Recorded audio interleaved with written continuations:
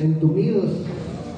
No hace tanto frío como pensábamos que pudiera ser, así que no nos quejemos, porque imagínense que Dios nada más nos bendijera en tiempo de calor y verano. Que dijera, en el invierno no hay bendiciones. ¿Qué sería de nosotros? Bueno, para los que están allá atrás hay muchos lugares todavía, acá hay sillas para que se acomoden y puedan aprovechar. No somos las 80 personas y eso es lo que hay de sillas, así que todos caen sentados, no hay necesidad de andar por allá atrás. Bueno, quiero reconocer hoy que nos está visitando allá en la parte de atrás. Pues puedes decir tu nombre, por favor. Miguel. Vamos a darle un aplauso a Miguel.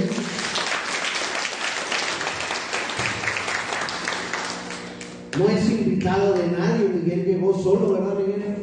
¿Escuchaste algún canto mientras venías pasando por aquí? ¿Sí? ¿Te llamó la atención escuchar el canto? Bueno, esperamos que al estar aquí el Señor pueda tocar tu vida y bendecirte. Damos gracias a Dios por cada familia que está aquí. Veo algunas familias que se vinieron incompletas porque quizás tienen a uno de sus hijos enfermos o no quisieron exponerlos y le dijeron mejor quédate ahí en la casa. Espero que les hayan dicho también y te conectas para que sigas la predicación, porque si no, lo más seguro es que están viendo el partido del mundial y nosotros no. No es justo. Bueno, vamos a abrir la Biblia en Josué capítulo 4. Por favor, si traes tu Biblia, ya sea digital o física, ve al pasaje para que no te pierdas, para que puedas estar atento a lo que Dios tiene para nosotros esta mañana. Como ya quedamos en que cada quien iba a estar leyendo por su cuenta el libro, ya no voy a hacer la lectura de todo el pasaje. Entonces, los que han leído y saben más o menos de qué se trata, qué bendición. Los que no han leído y no saben de qué se trata, pues jalón de orejas para ustedes, pónganse a leer.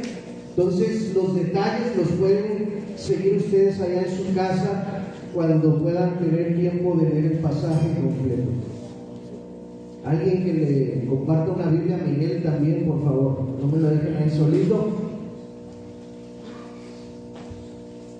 Josué 4 es el relato justo después de que el pueblo de Israel cruza el río Jordán, que fue allí donde nos quedamos la semana pasada, ¿se acuerdan? Ya cruzaron el río en seco. ¿Qué es lo que sigue ahora? Dios da una instrucción cuando todo el pueblo acaba de cruzar.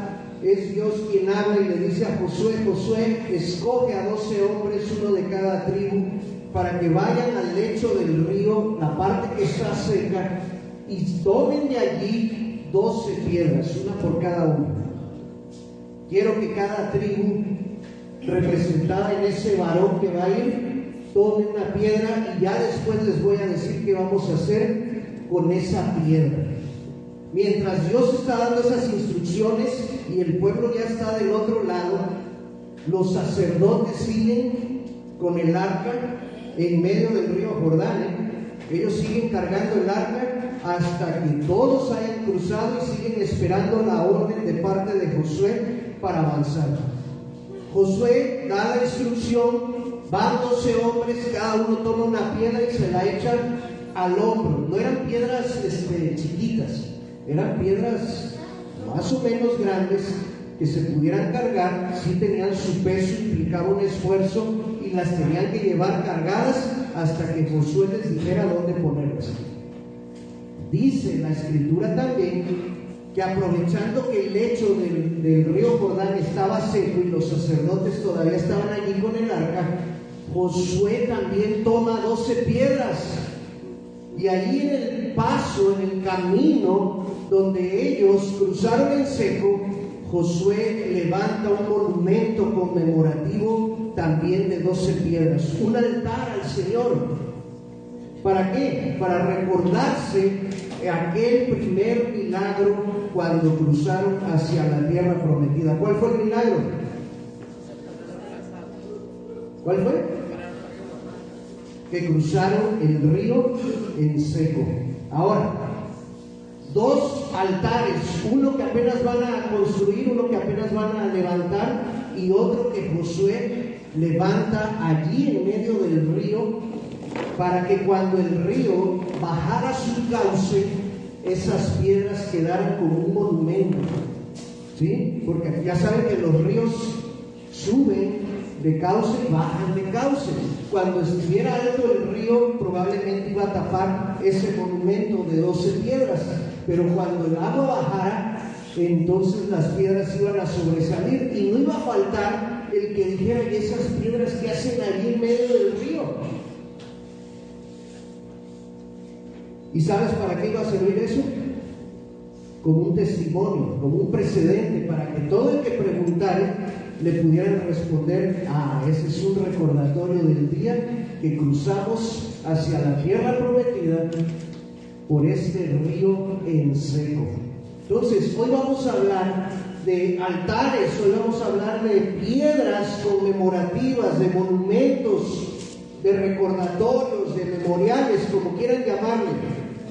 La palabra altar viene del latín altare, que a su vez tiene una raíz que significa altus, y altus en latín significa elevado. ¿Se han preguntado por qué la mayoría de las iglesias tienen un altar? Si han escuchado, incluso a mí que les digo: hermanos, hagamos un compromiso delante de Dios, vengan al altar. ¿Cuál es el altar? Esto que ven aquí. Claro que aquí lo hicieron como una plataforma, ¿verdad? Porque es un salón de eventos, pero la mayoría de las iglesias tienen una parte elevada, está elevada, porque es un altar. Y se entiende que dentro de la estructura del edificio, de un edificio que está consagrado a la adoración a Dios, el altar es un recordatorio de la presencia de Dios. Por eso les decimos: no te quedes en el asiento, ven acá. No que Dios no esté también allá, pero el asunto es que esta plataforma, esta elevación, representa la presencia de Dios en este lugar. Entonces queremos que tú te conectes con el lugar que simboliza esa presencia de Dios. Por eso es que los pastores predicamos desde el montículo, porque se supone que estamos compartiendo la palabra misma de Dios, mensaje que viene de parte del Señor para todos nosotros. Es un privilegio para nosotros, los mensajeros, hablar de parte de Dios. Pero además de un privilegio, es una enorme responsabilidad cuando te paras en este lugar. Bueno, cuando queda aclarado qué significa un altar, por eso es que vemos que Dios les pide piedras para que puedan amontonarlas de tal manera que se haga una especie de montículo elevado que sirva precisamente para varias funciones. Entre otras funciones, los altares representan un símbolo de gratitud, de reconocimiento y del poder de Dios. Ese montículo de piedras, Dios lo pedía de piedras y no de otro material por varias razones. Número uno, por la accesibilidad. Piedras hay en todos lados. En el desierto, en la tundra, en cualquier medio ambiente, en cualquier ecosistema, tú vas a encontrar piedras. Así que como son muy fáciles de encontrar, Dios no quería que sus seguidores le pudieran pretextar: es que no encuentro el material con el que me estás pidiendo que haga el altar para honrarte. Nadie va a poder decir eso. Una piedra la iban a encontrar en cualquier lado. Así que la accesibilidad es una de las razones por las cuales Dios pedía piedras para formar el altar. Número dos, Dios pedía piedras por su costo. ¿Cuál es el costo de las piedras? Las que están así tiradas por donde sea no tienen ningún costo, son gratuitas. También lo que Dios quería es que nadie fuera a decir: no, pastor, No, Señor, lo que pasa es que está muy cara la madera, o está muy caro el cedro, o está muy caro el roble, o cualquier otro material con el que se pueda construir un altar. La piedra es gratis, así que no hay pretextos ni de accesibilidad ni de costo. También el Señor pedía piedras por otra razón, porque implica un esfuerzo. Imagínense a esos 12 que fueron escogidos para ir a levantar la piedra. Les estoy diciendo que no eran piedritas de las chiquitas, era una piedra de buen tamaño, tampoco como las que están acá en el, ¿cómo se llama? El libramiento donde están los escudos. República, ¿no? El libramiento República. ¿Se han visto unas piedrotas que hay ahí? Bueno, esa si la intentas cargar tú solo, te vas a romper. Pero si era una piedra más o menos de buen tamaño, pesadita, que implicara un esfuerzo. ¿Por qué? Porque Dios quería que supieras que para adorarlo, para honrarlo, eso implica un esfuerzo de nuestra parte. ¿Cuál fue el esfuerzo que tuviste que hacer hoy? ¿Cuál fue la piedra que tuviste que cargar? Ah, ¿verdad que sí? Algunos dijeron, ¡ay, no puede ser! Sí, está rica la cama, está rica la colcha, y uno se enrolla y se hace taquito ahí, y sientes como que la colcha te abraza, te susurra en el oído la almohada y te dice, otro ratito más. Les pregunto algo más íntimo. ¿Cuántos vinieron bañados esta mañana a adorar al Señor? Ahí hay otra piedra. A algunos sí les costó el esfuerzo de bañarse, aunque para bañarse te dé algo de frío, ¿verdad? Y cuando sales bañado también a la intemperie sientes el golpe del frío. Los que no se bañaron no se esforzaron tanto como los que sí se bañaron, ¿sí? Hermanos, adorar a Dios implica un esfuerzo, un sacrificio de nuestra parte. La piedra es gratis, pero el esfuerzo de levantarla ese no. Entonces Dios por eso pedía piedras, para que nos costara algo de trabajo también. Y por último, Dios pedía piedras para construir los altares en su reconocimiento, también por su duración. ¿Cuándo has visto que una piedra se desgaste? Ni siquiera, yo que vengo de Veracruz, ahí ponen unos, se le llaman rompeolas, en las playas ponen muchas piedras, muchas grandes, para que el mar azote contra ellas, y cuando el mar viene fuerte al romper con las olas, al pegar con ellas, pues se parte la ola, por así decirlo, y queda la playa tranquila, ¿no? Para que tú puedas meterte ahí al mar y disfrutar sin que haya un oleaje muy fuerte como hay en el mar abierto. Por eso ponen esas piedras, y aunque esas piedras están recibiendo el constante golpeteo del agua, ahí siguen. Nunca en mi vida, y ya tengo 49, he sabido que el municipio o el gobierno de Veracruz ponga un anuncio que diga, por favor no vayan a la playa porque vamos a estar haciendo reposición de piedras. Las que teníamos ya se desgastaron y tenemos que poner nuevas. Nunca ha sucedido eso. Las mismas piedras que las puso quién sabe quién, allí siguen por años y años y años. Hoy, cuando termine el culto, llévate una piedra, búscate una piedra y llévatela a tu casa, ¿sí? Y le dices a tus hijos, cuando me muera me entierras con esa piedra. Vas a ver que la piedra iba a seguir. Tú y yo nos vamos desgastando y la piedra va a seguir igualita a como la tomaste de ahí. La piedra tiene mucha duración. Dios quería que esos monumentos, que esos altares permanecieran para siempre. Entonces, ¿por qué pide Dios piedras?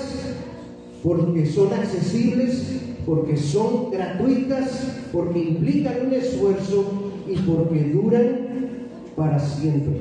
Ahora bien, vamos a ver qué lección quería Dios enseñarle al pueblo de Israel al pedirle que hagan estos monumentos conmemorativos.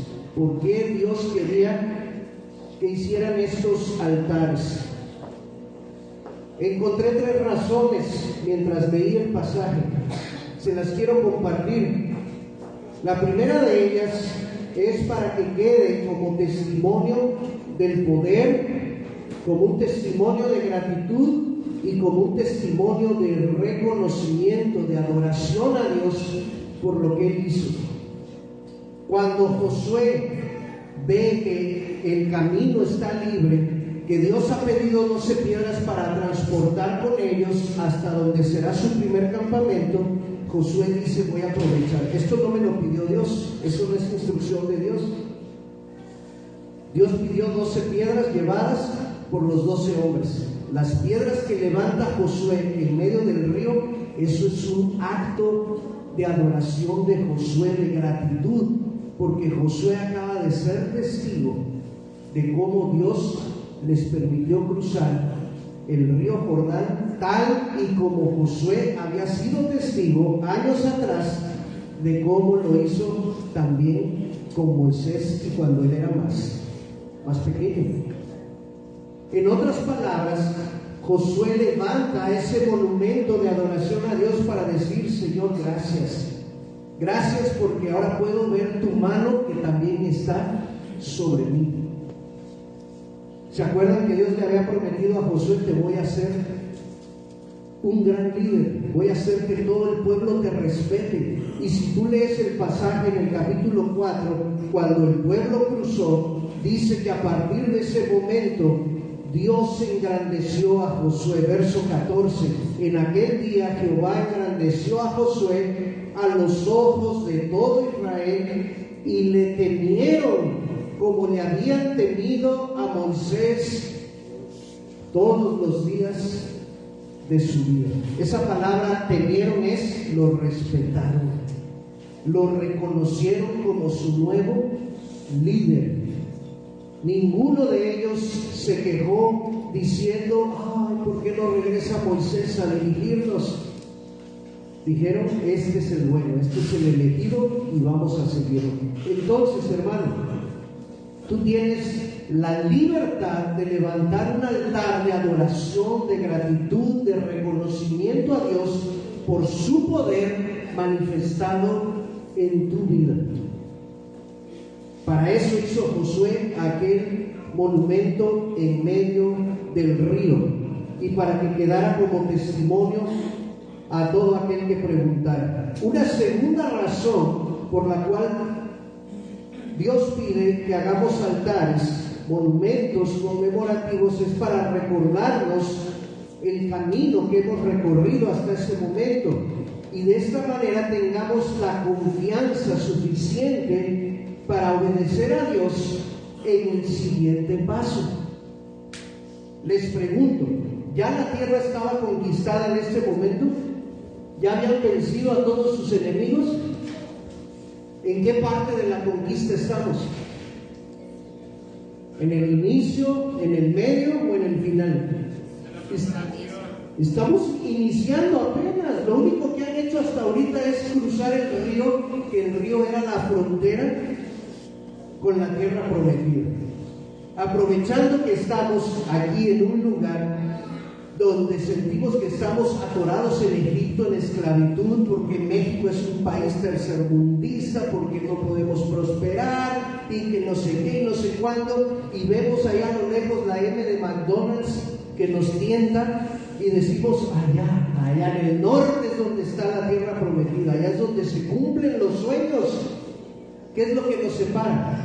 De Eagle Pass, un río también, ¿no? Entonces, imaginen que Dios nos pide conquistar Estados Unidos y que lo único que hemos hecho hasta ahorita es cruzar el río Bravo en seco. Es todo. Apenas acabamos de poner pies en lo que es el campo de golf de ahí de Eagle Pass. Eso es todo lo que ha hecho el pueblo de Israel. Todavía no se enfrentan a ningún gigante, todavía a ninguna ciudad amurallada, a ningún ejército, no han hecho nada, no han peleado contra nadie. Pero este primer paso es fundamental para ir agarrando confianza. ¿De qué otra manera iban a cruzar ese río si en aquel tiempo no había puentes? No había, no llevaba ninguno de ellos barcos o balsas para poder cruzar el río. La única manera de hacerlo era caminando y que Dios obrara un milagro. Y ese milagro Dios lo hizo. Y al hacerlo, ¿a poco no agarras confianza en Dios cuando Él responde a una oración?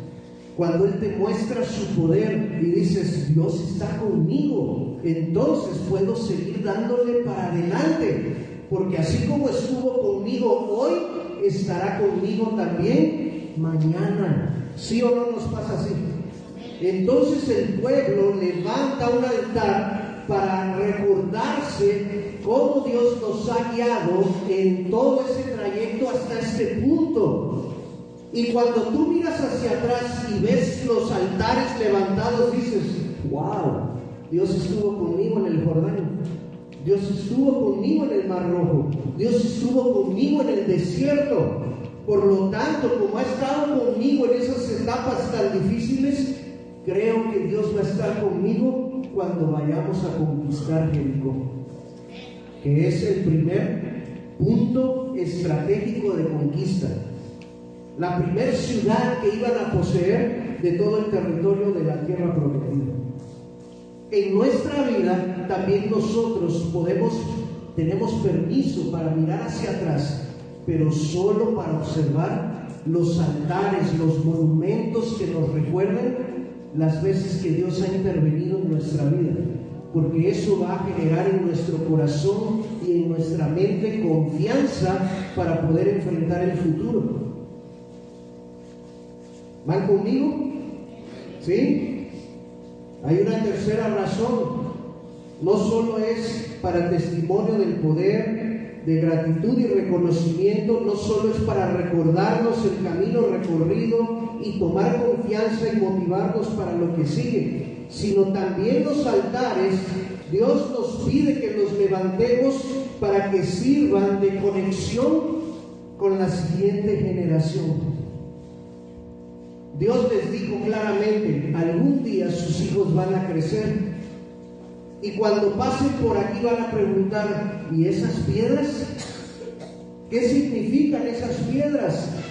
Y ustedes podrán contarles la historia del Dios que los hizo cruzar en seco. Esos altares sirven para que nuestra fe sea transmitida a nuestros hijos y a nuestros nietos. ¿De dónde van a sacar ellos historias reales de la confianza en Dios si no es de nosotros mismos? Me encanta cuando las abuelitas cargan a sus nietos pequeñitos en sus piernas o en sus brazos, y en vez de perder tiempo contándoles Caperucita Roja y Blancanieves y puras historias de fábulas, los sientan para decirles, yo también fui pequeño o pequeña, yo también fui joven y hubo un día en mi vida en el cual necesité de Dios y confié en Él. Les voy a contar la historia de cómo conocí a su abuelo, de cómo me enamoré de Él, de cómo Dios me guió hasta poder encontrarnos. Esas son las historias que valen la pena. Déjenme les cuento el día en que el Señor sanó a mi hermana, a su tía. ¿Sí me explico? La fe se transmite de generación en generación. Y yo sé que aquí en la iglesia, cuando ellos vienen, van a escuchar historias de fe, pero nada causa más impacto que cuando esas historias son contadas desde la misma familia. ¿Tienes tus historias de fe? ¿Tienes tus conexiones para conectar con tus nietos, con tus hijos? ¿Sí? Sácalas del baúl de los recuerdos, desempólvalas y empieza a contar las maravillas que Dios ha hecho en tu vida, para que así como Dios le dijo a Josué y a Israel, también la siguiente generación pueda crecer conociendo al Dios que hace milagros, al Dios que abre ríos, al Dios que derrumba murallas. Ya me estoy adelantando al capítulo 6, ya quiero llegar a eso, pero bueno. Ahora, hermanos, ¿qué vamos a hacer con esta historia? ¿Vamos a andar cargando piedras todo el tiempo y levantando altares físicos en cualquier lugar? Imagínense, si alguien nos llega a ver, va a llegar un momento en que va a decir: oye, Josué, ya detente, ya pusiste un altar aquí, allá, allá, ya deja de llenar de piedras por todos lados. ¿Saben que ahora la moda que yo he observado en ciudades grandes, precisamente como un memorial, ahora hay personas que se dedican en lugares estratégicos a levantar pequeños monumentos de piedras y las ponen en balance? Allá en Veracruz, justo en el malecón, hay un lugar donde están las piedras grandotas que les cuento, las rompeolas, y hay gente que se ha dedicado a ir poniendo, nosotros le llamamos en Veracruz a estas piedras chinos, que son las piedras lisas, y que si tú pones una, puedes poner otra encima de ella, y otra encima de ella, y otra encima de ella, de tal manera que hacen pequeñas estructuras, pequeños monumentos. Y hay varios, entre las rocas grandes hay varios monumentos de esos, y algunas personas llevan flores o llevan algunas veladoras. Según ellos, están poniendo esas piedras para conmemorar a las mujeres que han sido asesinadas, los feminicidios, porque Veracruz ha crecido mucho en cuanto a eso, y han seleccionado esa área para honrar la memoria de esas personas, de esas mujeres, haciendo sus pequeños monumentos. Yo les pregunto, ¿ustedes creen que Dios nos está diciendo que andemos cargando nuestra piedra y poniendo monumentos por todos lados? Físicos, ¿no? ¿Por qué? Porque quiero recordarte algo que nos enseña la Biblia en el Nuevo Testamento. Vamos a 1 de Pedro, capítulo 2.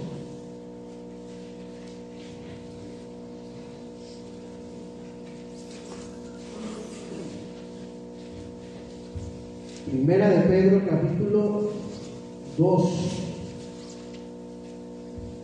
verso 4. Acérquense al Señor Jesús, quien es la piedra viva, desechada ciertamente por los hombres, mas para Dios es la piedra escogida y preciosa. Hasta aquí todos entendemos perfectamente que el Señor Jesús es la roca, no es la piedra, es la roca en la cual está establecida la iglesia de Dios. Él es la piedra angular. Pero miren lo que dice el verso 5. Y ustedes también ¿qué? Ustedes también son piedras vivas, no nada más el Señor Jesús. Ustedes son piedras vivas sobre la cual se está edificando una casa espiritual, un sacerdocio santo, para ofrecer sacrificios espirituales aceptables a Dios por medio de Jesucristo. El Señor Jesús nos ha constituido a ti y a mí como piedras vivas, testimonio vivo con el cual podemos adorarle y exaltarle. No tenemos necesidad de andar edificando altares por todos lados, porque nosotros mismos somos el altar, nosotros somos la piedra, el testimonio vivo de lo que Dios ha hecho en mi vida. Eso implica que para poder ser un testimonio vivo y que otras personas sepan lo que Dios ha hecho en mi vida, ¿qué tengo que hacer? Tengo que abrir mi boca y tengo que expresar esas maravillas que Dios ha hecho. Si tú dices, yo soy una piedra viva, pero todo el tiempo permanezco callado y no le cuento a nadie en absoluto las formas en las cuales Dios se ha manifestado en mi vida, ¿cuántos podrán creer del Señor si tú y yo estamos callados? No se puede. Necesitamos hablar. Por allí me está viniendo a la mente este pasaje donde el mismo Señor Jesús, y miren cómo va la conexión, y esto está saliendo ahorita, esto no lo traigo anotado. ¿Se acuerdan cuando Jesús dijo, si ustedes callan, ¿quiénes van a hablar? Conectándolo otra vez con el tema de hoy, ¿no? De piedras. Los que van a dar testimonio de mí son las piedras, los altares, pero yo ya no quiero que eso suceda. Quiero que sean ustedes, las piedras vivas, los que abran su boca y le cuenten al mundo las bendiciones que yo he hecho en sus vidas. Conquistar también implica que otros vengan a la fe en Jesús por causa de nuestro testimonio. Y para eso necesitamos hablar de Jesús, hablar de sus maravillas, no andar hablando de cómo va la telenovela o la serie o el mundial de fútbol. Hablar de lo que el Señor Jesús ha hecho, así como Israel lo hacía en aquel tiempo, levantando aquellos monumentos. Hoy nos toca a nosotros levantar esos monumentos, pero con nuestra boca. Mientras preparaba este mensaje, me puse a pensar en mi propia historia y dije, Señor, ¿qué puedo contar yo de las maravillas que tú has hecho? ¿Dónde están mis piedras con las cuales yo puedo honrarte? ¿Dónde están las piedras a donde yo puedo ver hacia el pasado para agarrar confianza para lo que viene en el futuro? ¿Dónde están mis piedras, mis altares de gratitud reconociéndote? Y bueno, repasé mi historia, la historia de mi vida así rapidito. No puse todas y no les voy a contar a detalle todo, pero miren, hablando de piedras, tengo una piedra muy especial guardada, levantada de manera no física allá en Veracruz justamente. Algunos saben o han leído mi testimonio de que cuando yo tomé la decisión de venir acá a Piedras Negras, me fui a pasear a la playa, porque ese era mi lugar donde yo pasaba más tiempo en Veracruz jugando fútbol y me gustaba mucho andar ahí en la playa. Y ahí en la playa justamente es a donde fui yo para meditar. Tenía la invitación para venir a Piedras y dije, Señor, pero yo no quiero ir a Piedras, ni siquiera sé dónde está ese lugar. No es algo que llame mi atención, mudarme. A mí me gusta mi ciudad, me gusta estar aquí con mi familia, me gusta estar sirviendo en la iglesia donde crecí desde chiquito. Pero el Señor habló en esa ocasión a mi corazón y dijo, pero yo sí quiero que vayas a Piedras. Yo sí quiero que me sirvas en ese lugar. Y no quiero que me sirvas solo por un tiempo.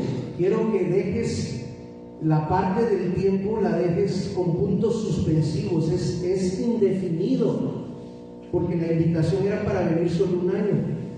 Pero el Señor dijo, no quiero que vayas por un año, quiero que vayas hasta que yo te diga que ya te regreses o que vayas a otro lugar. Y hasta ahorita, después de 26 años, todavía no me dice si me quiere mover o no. Y fue allí, en una de esas rocas que les digo, en una de esos rompeolas, que yo estaba sentado viendo el mar, viendo la isla, donde el Señor habló a mi corazón. Y allí yo le dije, ok, acepto lo que me estás pidiendo, no voy a batallar, ya no voy a cuestionar. Si tú quieres que yo vaya a ese lugar, yo voy. Eso le llamo yo mi altar del llamamiento. Ahí fue donde Dios me llamó para servirme de tiempo completo, de renunciar a mis sueños, a mis gustos, a mi comodidad, para moverme a hacer su voluntad. Ahí hay un altar que yo elegí, aunque sea en mi mente, porque si ustedes van a Veracruz y dicen, a ver, pastor, enséñeme las piedras de su altar, no van a estar allí. Pero yo sí sé, porque yo lo viví. También recuerdo otro altar que también sí fue un altar de iglesia, donde yo consagré mi carrera al Señor cuando terminé. cuando supe que ya había pasado todas las materias, hicimos un culto de gratitud en la iglesia, donde el pastor estuvo presente y algunos amigos, y ahí hicieron una oración por mí, y yo hice una oración donde le dije: Señor, mi carrera es para servir. Otro altar lo tengo en la clínica de especialistas, y otro allá donde era el centro de salud. Cuando nació Prisci, estuvimos casi todo un día en agonía. Bueno, la de la agonía era ella.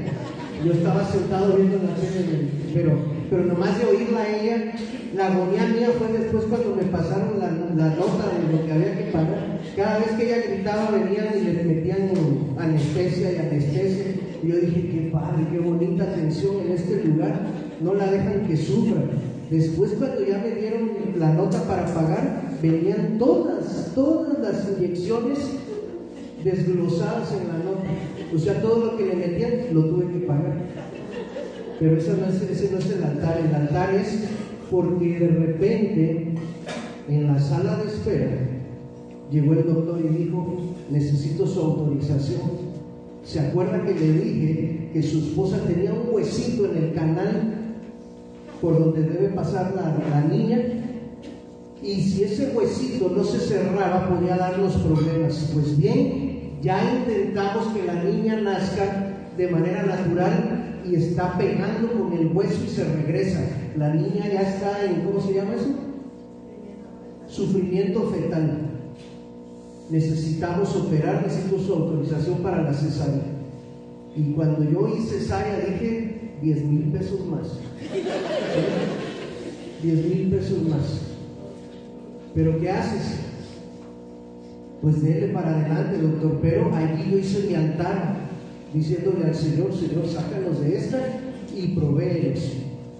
¿Sí? El doctor me dijo: si quiere, entre para que usted vea. Bueno, pues vamos. ¿Sí? Yo por eso digo que cuando Prisci nació, por eso nació de color moradito, porque era tanto ya el sufrimiento fetal, ya se estaba ahogando, que era güera cuando nacimos en la... Pero bueno, cada uno de nosotros tenemos historias donde hemos visto a Dios obrar. ¿Las tienes? En el pasado. ¿Las tienes? ¿Sí tienen? Allá, Lupina, tienen historias donde Dios ha obrado. Jero tiene una muy buena, pero no da chance de que la cuente. El uniforme de Luis, esa historia no se me olvida. Es increíble la historia del uniforme de Luis. Cuando ustedes quieran saber de qué hablo, vayan con Gerardo y que se las cuente. Y se llevan un pañuelo para que se sequen las lágrimas. Don Jesús tiene historias donde ha visto a Dios obrar en el pasado. Nora, Tere, Elia, César, Fermín, Juliana,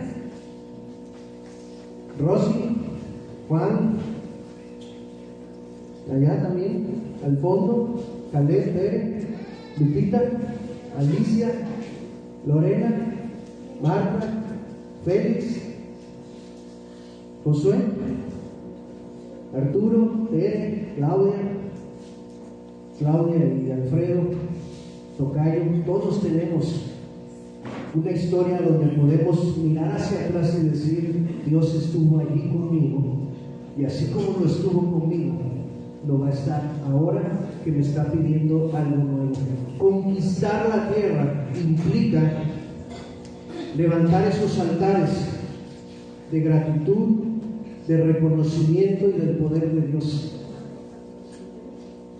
Necesitamos ser adoradores mientras vamos conquistando. Y en esa adoración a Dios y en esa dependencia a Dios vamos a ver cómo Él nos va guiando paso a paso. Para cuando menos lo esperes, tú y yo vamos a estar pintando canas, vamos a estar ya a lo mejor usando bastón, vamos a estar viejitos y vamos a echar la mirada para atrás.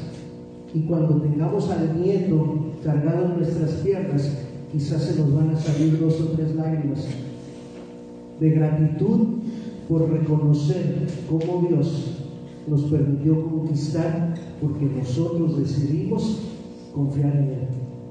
Todavía no llega a Jericó, pero Josué y el pueblo de Israel ya tienen varias victorias en este pedacito de días. Ya tienen dónde levantar monumentos. El monumento primero que levantó Josué fue en el lecho del río, y el segundo, dice el capítulo 4 al final, que todas esas piedras que iban cargando los 12 hombres las pusieron en un lugar llamado Gilgal. Ese lugar representó el campamento donde el pueblo se estableció una vez que cruzaron la tierra prometida. Fue la base de operaciones del pueblo de Israel. Y allí, en medio de ese campamento, estos hombres vinieron para depositar cada uno su piedra y levantar un monumento. Uno se quedó en el río y el otro está presente allí en medio del campamento. ¿Para qué? Para que cada vez que despertaran los israelitas vieran en el medio del campamento ese recordatorio, ese montículo de piedras, para que allí agarraran valor, fuerza, motivación, porque más adelante está la gran Jericó, la ciudad amurallada, la ciudad invencible. Jericó nunca había sido conquistada, y allá es a donde Dios dirige al pueblo de Israel. ¿Qué va a pasar? Espérate a los siguientes domingos, no faltes, ¿sí? Síguele leyendo, pero por lo pronto quédate con la lección de esta mañana. Cierra tus ojos y ahora mismo, ahí en tu asiento, ahí en tu corazón, levanta un altar de adoración al Señor. Empieza a amontonar tus piedras y dile: Señor, me acuerdo en aquella ocasión cuando me rescataste. Me acuerdo de aquella ocasión en que respondiste mi oración. Recuerdo aquella ocasión en la cual tú mostraste tu poder.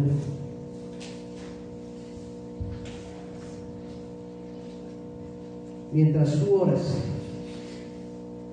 no puedo dejar pasar, aquí lo anoté, otro de mis altares lo tengo edificado allá en la primera iglesia bautista de Nueva Rosita.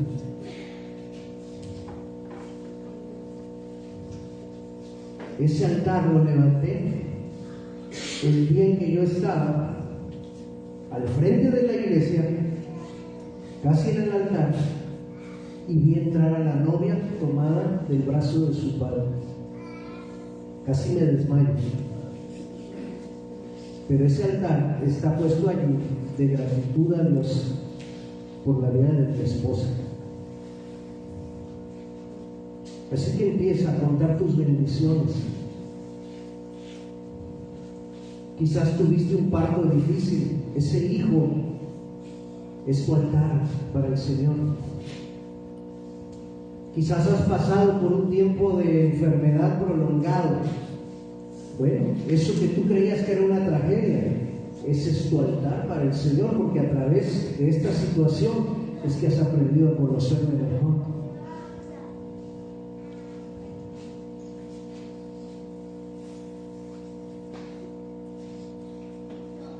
Conozco varios altares de muchos de los que están aquí. Otra buena historia que si un día quieres escuchar, dile a Alicia cómo nació Aarón. Pregúntale y sorpréndete.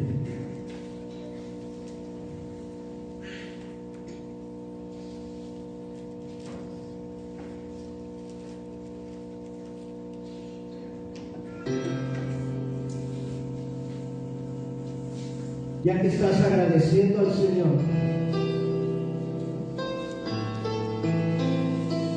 ¿por qué no ahora lo hacemos juntos? ¿Por qué no